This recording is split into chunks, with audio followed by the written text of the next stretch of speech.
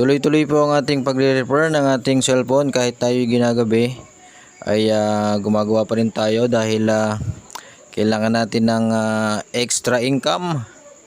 So ito ay problema nito ay touchscreen So hindi nagta-touch yung kanyang screen, kaya sinubukan nating remedyohan yan.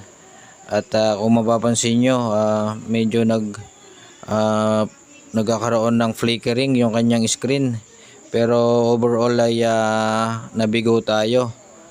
Pero siningil pa rin natin siya dito ng 2,000 kahit na nabigo tayo sa pag-opera ng kanyang cellphone. Kaya bibilihan na lang natin yan ng materyales.